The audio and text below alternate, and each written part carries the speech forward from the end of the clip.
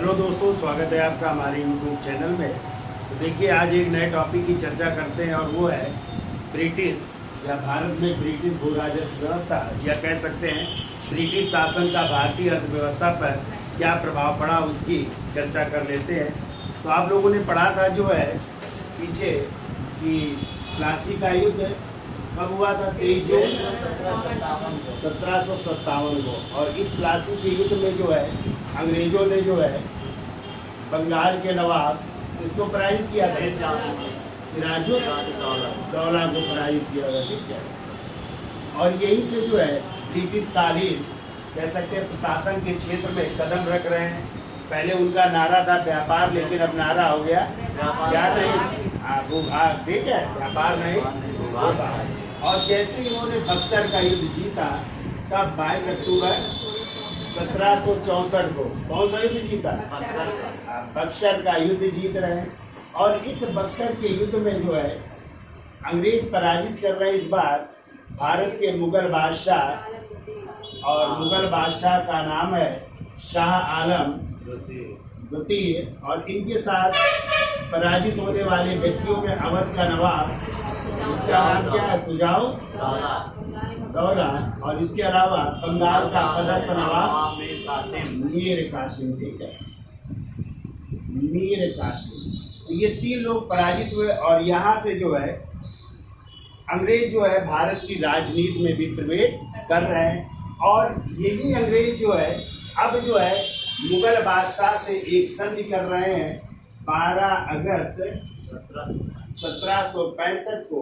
और वही संधि कहलाती है इलाहाबाद की कौन सी संधि? प्रथम संधि। और इस संधि पर यदि आ जाए हस्ताक्षर किसने किए थे, तो लॉर्ड क्लाइव, मुगल बादशाह शाह आलम द्वितीय, और जो उस समय बंगाल का नवाब था कौन? नजमुद्दौला है, उसने जो है हस्ताक्षर किए थे। और हमने आपको पढ़ाया था कि इसी इलाहाबाद की प्रथम संधि द्वारा अंग्रेजों को जो है प्राप्त हो जा रहा है बंगाल, बिहार और उड़ीसा की क्या प्राप्त हो रही? दीवानी। ठीक है, तो यहाँ से दीवानी का अधिकार इनको प्राप्त हो रहा है, यानी भू राजस्व वसूल करने का अधिकार किसको प्राप्त हुआ? अंग्रेजों को। ठीक है, अभी मुगल शासक वसूल कर रहे थे, अब जो है कौन वसूल करेगा? अंग्रेजों ने वसूल किया।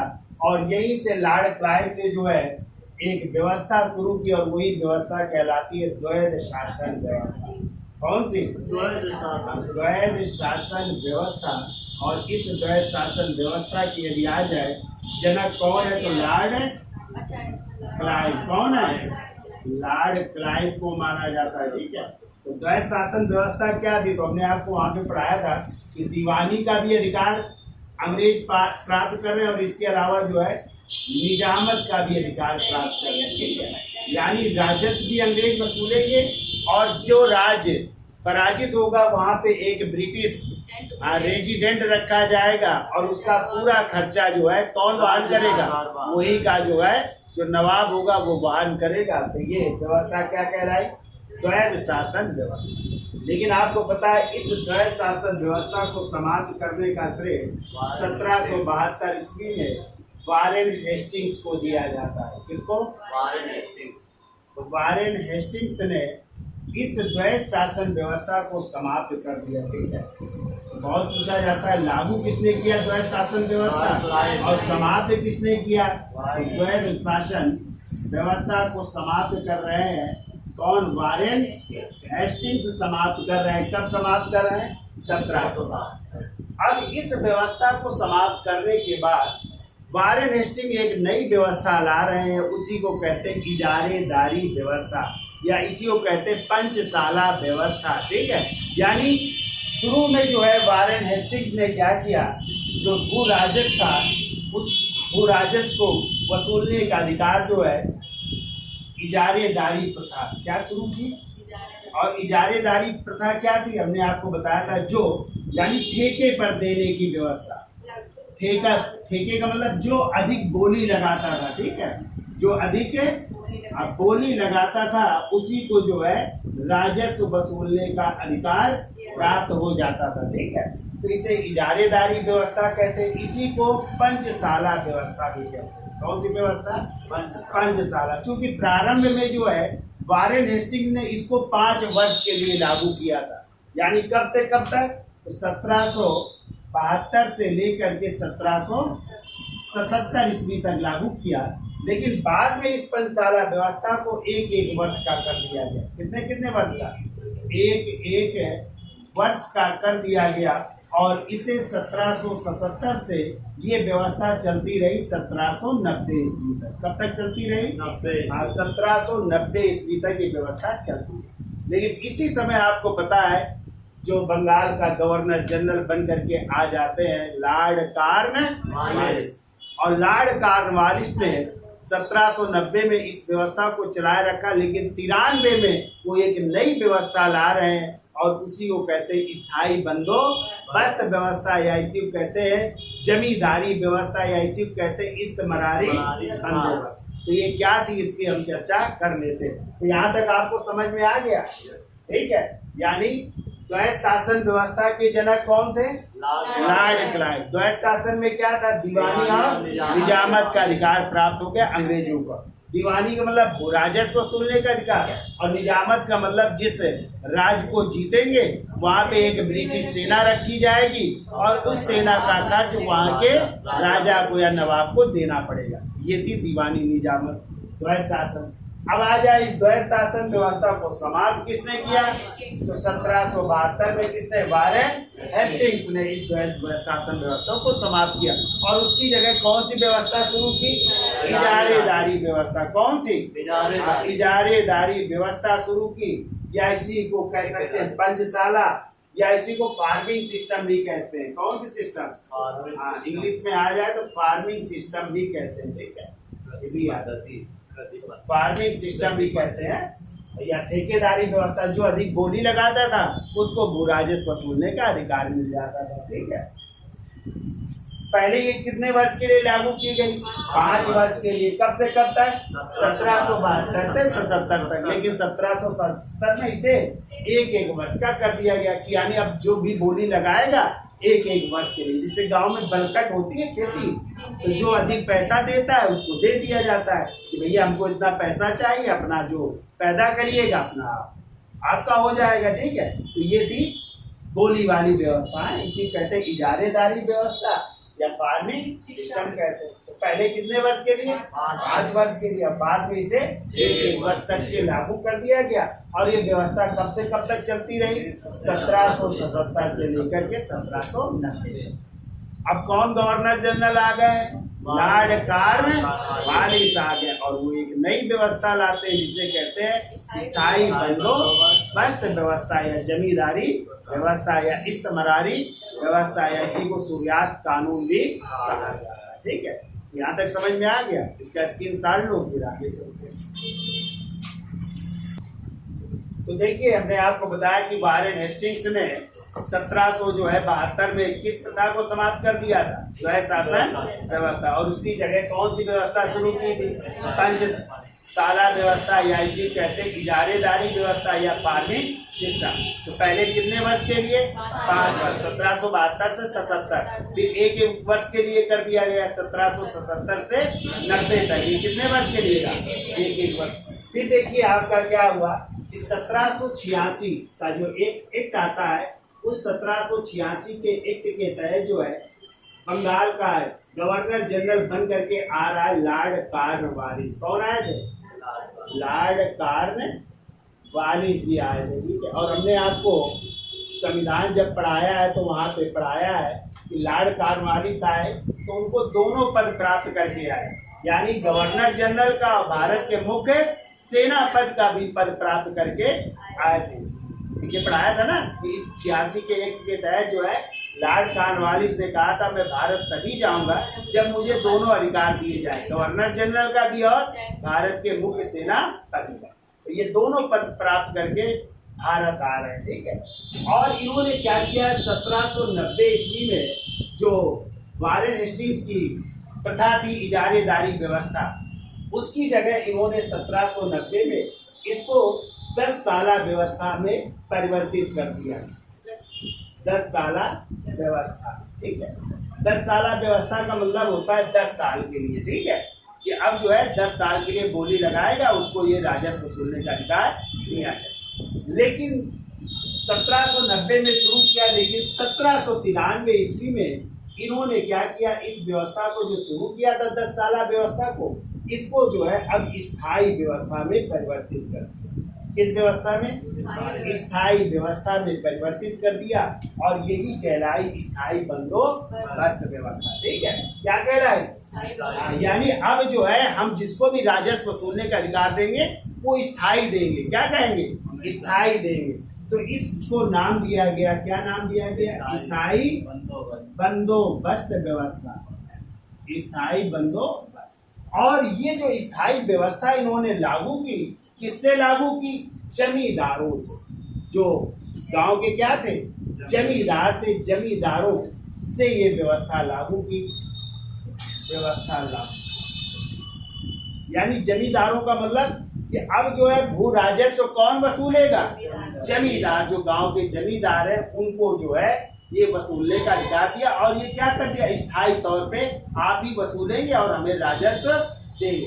इसलिए इस व्यवस्था को एक और नाम से जाना गया। किस नाम से? जमींदारी व्यवस्था भी कहते हैं। क्या कहते हैं? जमींदारी व्यवस्था, ठीक है। इसके और भी कई नाम है, इसे जो है और भी नाम से जाना जाता है। इसे माल गुजारी व्यवस्था भी कहते हैं। क्या कहते हैं? अब और भी नाम जान लीजिए, इसे माल गुजारी व्यवस्था भी कहते हैं। और इसे जो है एक और नाम से जाना जाता है, और वो है आपकी जो है, जैसे आपने देखा होगा कि खेतों में जो है बिस्वा चलता है, और 20 बिस्वे का क्या होता है? 1 बीघा। तो इसलिए इसे बिस्वेदारी व्यवस्था भी कहते हैं। क्या कहते हैं? बिस्वेदारी व्यवस्था भी कहते हैं। तो देखो इतने नामों से व्यवस्था जानी गई। किस किस नाम से? स्थायी बंदोबस्त व्यवस्था, जमींदारी व्यवस्था, माल गुजारी व्यवस्था और बिस्वेदारी व्यवस्था। अब इस व्यवस्था में क्या किया इन्होंने कि जमींदारों से कहा कि आप पूरा भू राजस्व वसूलेंगे, तो जब वसूलोगे तो आपको जो है 1/11 भाग आपको मिलेगा भू राजस्व का। कितना? 1/11 भाग किसको? जमींदारों को। और जो अंग्रेज थे, अंग्रेजों को मिलेगा 10/11 भाग। कितने? 10/11 भाग किसको मिलेगा? अंग्रेजों। तो 10/11 का मतलब होता है, इसको यदि परसेंटेज में निकालोगे तो इसे कह सकते हैं 89%। कितना परसेंट? यानी 89% टैक्स किसको? अंग्रेजों को। और 1/11 का मतलब होता है 11%। कितना परसेंट? 11% भाग किसको मिलेगा? जमींदारों को। और 89% हिस्सा किसको देना पड़ेगा? अंग्रेजों को, ठीक है। यानी स्थायी बंदोबस्त में क्या किया गया? जमींदारों से प्रत्यक्ष संपर्क स्थापित किया गया, यानी भू राजस्व वसूलने का अधिकार किसको दिया गया? जमींदारों को, ठीक है। और ये कहा गया जो उपज का 1/11 भाग होगा, जितना पैसा मिलेगा उसका 1/11 भाग किसको मिलेगा? जमींदारों को। और 10/11 भाग किसको मिलेगा? अंग्रेजों को मिलेगा। तो 10/11 का मतलब क्या निकालोगे परसेंटेज? आता परसेंटेज निकालना सर क्या आएगा? क्यों भाई? तो निकाल है नहीं, 89 आएगा। देखिएगा 89% आएगा, ठीक है। देखिएगा निकाल कर। और ये 11% हो गया। 100 देखो, 89 ये 11 ये 100% हो गया। तो ये व्यवस्था लागू की गई। और ये व्यवस्था कहाँ कहाँ पे लागू की गई? तो देखो ये व्यवस्था लागू की जा रही है बंगाल। ये व्यवस्था कहाँ पे लागू हुई? बंगाल, बिहार, उड़ीसा, बंगाल, बिहार, उड़ीसा और उत्तर प्रदेश के बनारस में, ठीक है। उत्तर प्रदेश के बनारस कामा गाजीपुर, बनारस में लागू की गई। गाजीपुर में लागू की गई तथा उत्तरी कर्नाटक के क्षेत्रों में तथा उत्तरी कर्नाटक के क्षेत्रों में ये व्यवस्था लागू की गई है। क्षेत्रों में व्यवस्था लागू की गई है। और यदि आ जाए इसमें ब्रिटिश भूभारत का कितना क्षेत्र था, ठीक है, तो इसमें ब्रिटिश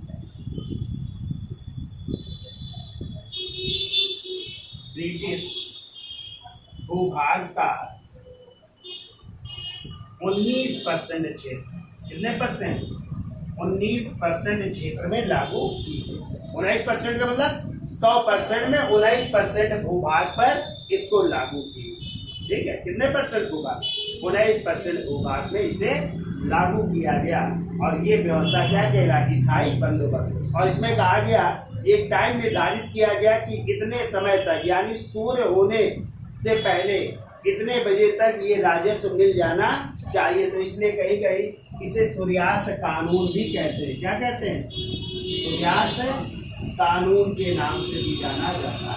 ठीक है, ये भी आपको याद रखना है। तो याद हो जाएगा भाई। स्थायी बंदोबस्त व्यवस्था के जनक कौन है, लॉर्ड कॉर्नवालिस। ठीक है, और किससे संपर्क स्थापित किया गया, जमींदारों से। इसलिए इसे किस नाम से, जमींदारी व्यवस्था चुकी है। टैक्स वसूलते थे तो माल गुजारी व्यवस्था, कहाँ से वसूलते थे, कृषि से, जो खेती करते थे किसान, इसलिए इसे विश्वाधारी व्यवस्था भी कहते हैं। ठीक है, इसमें जो है कहा गया, जो टैक्स जमींदार वसूलेंगे उस टैक्स का जो है 1/11 भाग उनको मिलेगा और 10/11 भाग किसको मिलेगा, अंग्रेजों को मिलेगा। ठीक है, कहाँ कहाँ पे व्यवस्था लागू की गई, बंगाल, बिहार, उड़ीसा, उत्तर प्रदेश के बनारस, गाजीपुर और उत्तरी कर्नाटक में व्यवस्था लागू की गई। इसमें ब्रिटिश भूभाग का कितने परसेंट था, 19% क्षेत्र में ये व्यवस्था लागू। ठीक है, अब इसके बाद दूसरी व्यवस्था आती है जिसे आप लोग कहते हो रैयतवाड़ी व्यवस्था। कौन सी व्यवस्था, रैयत। और इसके जनक माने जाते हैं थॉमस मुनरो और कैप्टन रीड को माना जाता है। किससे को, थॉमस मुनरो या टॉमस मुनरो और कैप्टन रीड को माना जाता है। तो वो व्यवस्था क्या थी उसकी भी चर्चा कर लेते हैं। तो इसका स्क्रीनशॉट ले लो, फिर आगे चलते हैं। तो देखिए, स्थायी बंदोबस्त व्यवस्था में कुछ कमियां हुई। इसके कारण जो एक नई व्यवस्था आई और वो थी रैयतवाड़ी व्यवस्था। तो रैयतवाड़ी या रैयत कहते हैं किसानों को, किसे कहते हैं, किसानों को कहते हैं। यानी इस व्यवस्था में क्या हुआ, डायरेक्ट यानी प्रत्यक्ष संपर्क किससे स्थापित किया गया, किसानों से। यानी यहाँ पे जमींदारों को हटा करके जो है, जो मीडिएटर की भूमिका में थे, डायरेक्ट टैक्स अब किससे वसूला जाने लगा, किसानों से। ठीक है, तो ये व्यवस्था क्या कहलाई, रैयतवाड़ी व्यवस्था। अब आ जाए रैयतवाड़ी व्यवस्था के जन्मदाता कौन है, तो इसके जन्मदाता है थॉमस मुनरो। कौन है, थॉमस मुनरो। और दूसरे हैं कैप्टन रीड। Captain read. एक क्वेश्चन आता है कि थॉमस मुनरो कहाँ के गवर्नर रहे, तो याद रखिएगा थॉमस मुनरो जो है मद्रास के गवर्नर भी थे। क्या थे, मद्रास के गवर्नर भी रहे थे। कब से कब तक, 1820 से लेकर के 1827 तक आए। क्वेश्चन आ चुका है कि मद्रास का गवर्नर 1820 में कौन बना, थॉमस मुनरो। और इन्हीं को जो है रैयतवाड़ी व्यवस्था का जन्मदाता माना जाता है। अब ये व्यवस्था सर्वप्रथम कहाँ पे लागू हुई, तो देखो सर्वप्रथम 1792 ईस्वी में। ठीक है, 1792 ईस्वी में किसके प्रयासों से, कैप्टन रीड के प्रयासों से। कैप्टन रीड के प्रयासों से यह व्यवस्था जो है तमिलनाडु के, याद रखिएगा, तमिलनाडु के बारामहल जिले में, इस जिले में बारामहल जिले में लागू की। ठीक है, तो कभी आ जाए कि कहाँ पे लागू की गई थी ये रैयतवाड़ी व्यवस्था, तो तमिलनाडु के बारामहल जिले में। कब लागू की गई थी? 1792 ईस्वी में। किसके प्रयासों से? कैप्टन रीड के प्रयासों से ये व्यवस्था लागू की गई। ठीक है। फिर इसके बाद जो है 1820 में इस व्यवस्था को कहाँ पे लागू किया गया? मद्रास में। कहाँ पे? मद्रास में। और इस समय ही मद्रास के जो है गवर्नर हैं, जब हमने चर्चा की थी, कौन है? थॉमस मुनरो के प्रयासों से है। Thomas Munro. और थॉमस मुनरो कब से कब तक रहे? 1820 से 27 तक। 1827 तक, ये भी याद रखिएगा। फिर इसके बाद देखो 1825 में ये व्यवस्था लागू की गई बम्बई में। कहाँ पे? बम्बई। तो ज्यादातर यही दोनों आते हैं कि कहाँ पे लागू हुई, तो बम्बई और मद्रास। ठीक है। लेकिन पहली बार कहाँ पे लागू हुई? तो तमिलनाडु के बारामहल जिले में। ठीक है। इसके अलावा जो है पूर्वी बंगाल, कहाँ पे? पूर्वी बंगाल में लागू की गई। पूर्वी बंगाल के अलावा जो है इसको असम में भी लागू किया गया। असम में भी ये व्यवस्था लागू की गई। ठीक है। और इसमें ब्रिटिश भूभाग का, यदि आ जाए, ब्रिटिश भूभाग का कितने परसेंट है जो है भूभाग पर लागू की गई? तो इसमें ब्रिटिश भारत का भूभाग का 51%। कितने परसेंट? 51% में लागू की गई। जबकि स्थायी बंदोबस्त 19%। तो 19 और 51 कितने हो गए? 70। और बाकी जो 30% बचेगी वो लागू होगी मारवाड़ी व्यवस्था। 100% भूमि में ये व्यवस्था लागू हुई। ठीक है। 19% स्थायी बंदोबस्त ब्रिटिश भूभारत के क्षेत्र में, और रैयतवाड़ी व्यवस्था कितने? 51%। और अभी आप मारवाड़ी पढ़ोगे वो 30% भूभाग में। ठीक है। और इसमें जो है लगान की दर क्या थी? देखो इसमें लगान की दर जो किसानों से ली जाती थी, कहीं कहीं 1/2 मिलता है, या कहीं कहीं 1/3 मिलता है। यानी 1/2 से 1/3 भाग जो है वसूला जाता था। ठीक है। ये थी जो है लगान की दर। तो याद हो जाएगा क्यों भाई? तो रैयतवाड़ी व्यवस्था किससे संपर्क स्थापित किया गया? डायरेक्ट किसानों। रैयत का मतलब ही होता है किसान। कौन जन्मदाता माने जाते हैं? थॉमस मुनरो और कैप्टन रीड, या थॉमस मुनरो भी मिल सकता है। फिर पहली बार कहाँ पे लागू की गई? तो 1792 में कैप्टन रीड के प्रयासों से तमिलनाडु के किस जिले में? बारामहल जिले में। फिर इसके बाद 1820 में कहाँ पे? मद्रास में। उस समय गवर्नर कौन थे मद्रास के? थॉमस मुनरो, जो 20 से 27। 1825 में कहाँ पे? बम्बई। इसके अलावा पूर्वी बंगाल और असम में। इसमें कितने ब्रिटिश भारत के भूभाग में व्यवस्था लागू? 51% भाग पर। और कितनी लगान की दर थी? 1/2 से 1/3। तो ये थी आपकी रैयतवाड़ी व्यवस्था। अब चलते हैं मारवाड़ी व्यवस्था, जिसके जनक माने जाते हैं हार्ट मैकेनिक। तो इसका स्क्रीनशॉट ले लो फिर आप। तो देखिए तीसरी व्यवस्था आई वो थी मारवाड़ी व्यवस्था।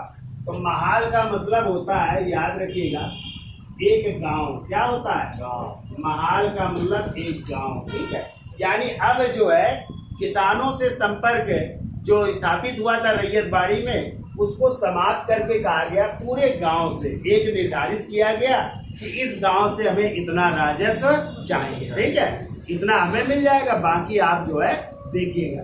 तो एक गांव है, उससे निर्धारित कर दिया गया कि हमें इतना टैक्स चाहिए। तो ये व्यवस्था क्या कहलाई? महालवाड़ी व्यवस्था। और इस महालवाड़ी व्यवस्था के यदि आ जाए जन्मदाता कौन है, तो देखो इसके जन्मदाता है 1819 में इस व्यवस्था को शुरू किया। किसने? हार्ट मैकेंजी ने। हार्ट मैकेंजी ने इसकी शुरुआत की कब? 1819। लेकिन यदि आ जाए इसे कानूनी रूप कब दिया गया? तो 1822 में। ठीक है। 1822 ईस्वी में महालवाड़ी व्यवस्था को, महालवाड़ी व्यवस्था को क्या दिया गया? कानूनी रूप है। तो कानूनी रूप प्रदान किया गया, यानी अब ये एक कानून के तहत जो है वसूला जाएगा। ठीक है, एक कानूनी रूप दिया गया। लेकिन यदि आ जाए इस मालवाड़ी व्यवस्था को व्यापक तरीके से जो है इसको प्रचार प्रसार करने का श्रेय किसे दिया जाता है, तो मार्टिन बर्ड और जेम्स टॉमसन को। ठीक है, कब? 1833 में। तो अगला पॉइंट 1833 में। ठीक है,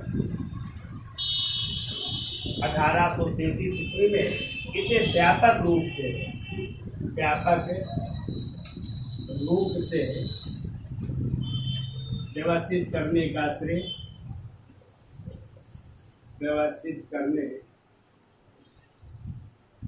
श्रेय दिया जाता है मार्टिन बर्ड को।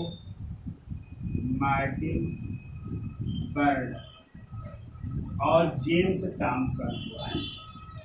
जेम्स टॉमसन को दिया जाता है।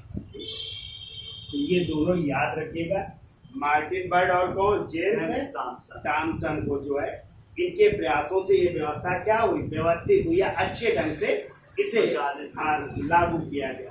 अब ये व्यवस्था देखो कहाँ कहाँ पे लागू की गई। तो देखो यह व्यवस्था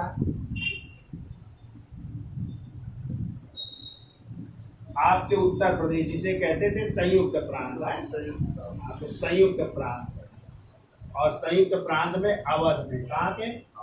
अवध जानते हो, फैजाबाद अयोध्या का क्षेत्र है। तो अवध में आगरा, अवध कामा आगरा कामा मध्य प्रांत। मध्य प्रांत का मतलब आज का जो मध्य प्रदेश है या मालवा का इलाका। ठीक है, तो वहाँ पे लागू की गई। इसके अलावा इस व्यवस्था को जो है पंजाब में लागू किया। कहाँ पे? पंजाब में लागू की गई। ठीक है, पंजाब में। तो कहाँ? संयुक्त प्रांत, अवध, आगरा, मध्य प्रांत और पंजाब में लागू की गई। ठीक है, और इसमें जो यदि आ जाए ब्रिटिश भारत का 30% का भूभाग, तो ये ब्रिटिश भारत का भूभाग कितने परसेंट? 30%। तो हमने आपको बताया था स्थायी बंदोबस्त 19% में थी और रैयतवाड़ी व्यवस्था 51% में थी, और ये 30% भूभाग में इसको लागू किया गया। ठीक है, और इसी व्यवस्था में पहली बार, ठीक है, देखो इस व्यवस्था के तहत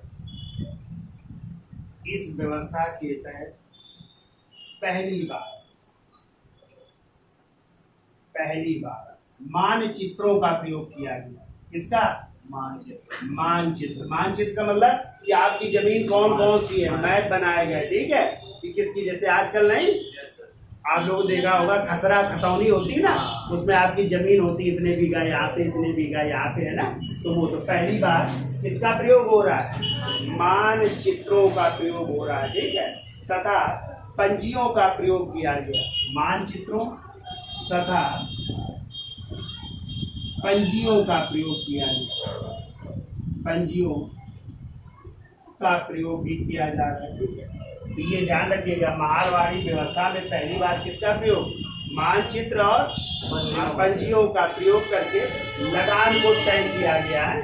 तब जो है इन दोनों का प्रयोग करके लगान निर्धारित किया गया। लगान निर्धारित यानी किसके पास कितनी जमीन है, तो पूरे गांव में निर्धारित कर दिया गया और पूरे गांव को अब देना होता था। ठीक है, पूरे गांव को जो है इसमें भागीदार बना दिया गया। इसका प्रयोग करके लगान निर्धारित कर दिया गया। ठीक है, और यदि आ जाए इसमें जो है कितना टैक्स था या लगान कितनी थी, तो इसमें भी लगान लगभग कहीं कहीं 1/2 मिलती या 1/3 यहाँ पे भी थी। ठीक है, और यदि आ जाए उत्तर भारत में इस व्यवस्था को, ठीक है, सुव्यवस्थित ढंग से शुरू करने का श्रेय किसे दिया जाता है? उत्तर भारत में आ जाएगा मार्टिन बर्ड को। किसे? मार्टिन बर्ड को दिया जाता है। ठीक है, कई बार पूछा गया तो लिख लेना, उत्तर भारत में भूमि कर व्यवस्था का प्रवर्तक किसे माना जाता है? मार्टिन बर्ड को। तो उत्तर भारत में भूमि कर व्यवस्था का जनक मार्टिन बर्ड को माना जाता है। तो याद हो जाएगा भैया, है मारवाड़ी का मतलब पूरे गांव से, तब किसानों की जगह पूरे गांव से निर्धारित कर दिया गया कि आपको इतना लगान देना है, इतना राजस्व देना। कौन जन्मदाता माने जाते हैं? हार्ट मैकेनियन ने कब शुरुआत की? हाँ, लेकिन इसे कानूनी रूप कब मिला? 1822। इसको व्यापक रूप से या सुव्यवस्थित ढंग से किसने विकसित किया? तो 1833 में किसे? मार्टिन बर्ड व जेम्स थॉमसन। कहाँ पे लागू हुई ये व्यवस्था? संयुक्त प्रांत, अवध, आगरा, मध्य प्रांत, पंजाब में लागू की। और इसमें ब्रिटिश भारत के भूभाग का कितने %? और इसी व्यवस्था में पहली बार किसका प्रयोग? मानचित्रों और पंजियों का प्रयोग किया गया और उसी के अनुसार लगान निर्धारित किया। और लगान कितना था? 1/2 से 1/3। यदि आ जाए उत्तर भारत में, इस भूमि व्यवस्था का जनक किसे माना जाता है? तो मार्टिन बर्ड को माना जाता है।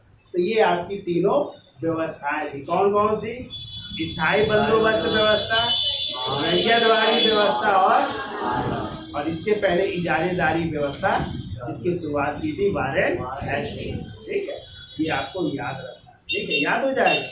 अब इसी समय जो है आपको पता है कुछ और व्यवस्थाएं हुई। क्वेश्चन आता है कि बंबई में सूती मिल की स्थापना कब हुई? बताइए, बंबई में सूती मिल की स्थापना कब हुई थी? तो 1853 में कावत जी डाबर भाई नाना जी ने जो है की थी। और यदि आ जाए पहली जूट मिल की स्थापना कब हुई थी? पश्चिम बंगाल में हुई कब हुई थी? 1855 में बंगाल के रिसरा में पहली जूट मिल या पटसन मिल की स्थापना हुई थी। ठीक है, एक असफल नहीं थी, वो पहले थी। ये सफल वाली है 55 में रिसरा में। ठीक है, वो श्रीरामपुर में थी, वो असफल रही थी। और यदि आ जाए पहली निजी कंपनी कौन सी थी? वो थी TISCO, Tata iron and steel company, जिसकी स्थापना 1907 में हुई थी। किसने की थी? जमशेदजी टाटा, जिसे आज टाटा नगरी कहते हैं। ठीक है, यदि आ जाए पहली रेलगाड़ी कब चली थी? 1853 मुंबई से थाने के बीच। किसके समय? लॉर्ड डलहौजी के समय। ठीक है, 34 किलोमीटर चली थी। इसका नाम था ब्लैक ब्यूटी। क्या नाम था? और यदि आ जाए कि भारत में पहली बैंक कौन सा था? तो वैसे तो व्यापारिक बैंक था अवध कमर्शियल बैंक 1806। लेकिन ऐसे बैंक आ जाए जो लोगों से जुड़े हुए थे, वो था पंजाब नेशनल बैंक 1895 में। फिर बैंक ऑफ इंडिया 1906 में, इंडिया बैंक 1907 में, सेंट्रल बैंक 1911 में ये स्थापित हुए थे। ठीक है, तो ये भी आपको याद रखने हैं। ठीक है, फिर आपको पता है अंग्रेजों का शासन था, तो अंग्रेज यहाँ से धन ले जाया करते थे। ठीक है, तो धन निष्कासन के सिद्धांत यानी ड्रेन थ्योरी को सर्वप्रथम किसने प्रस्तुत किया था? दादा भाई नौरोजी ने अपनी पुस्तक poverty and British rule in India में। ठीक है, और उन्होंने ही इस धन निष्कासन को अनिष्टों का अनिष्ट या एविल ऑफ आल एविल की संज्ञा दी थी। और इसके बाद जो है आपको पता है धन निकासी की बात करने वाले जो है आपके अर्थशास्त्री थे, जिनका नाम था रमेश चंद्र दत्त। RC दत्त ने भी अपनी पुस्तक इकोनॉमिक हिस्ट्री ऑफ इंडिया 1901 में भी इस धन के निष्कासन के सिद्धांत को प्रस्तुत किया था। लेकिन सर्वप्रथम किसने किया था? दादा भाई नौरोजी ने। ठीक है, इसी को कहते हैं ड्रेन थ्योरी के जनक कौन थे? दादा भाई नौरोजी। ठीक है, इन्होंने पहली बार इंग्लैंड से डेप्स टू इंडिया में जो है पहली बार धन के निष्कासन के सिद्धांत की बात की और धन के निष्कासन को अनिष्टों का अनिष्ट या एविल ऑफ ऑल एविल की संज्ञा, ये भी आपको याद रखना। ठीक है, तो आज के लिए इतना रखते हैं। धन्यवाद।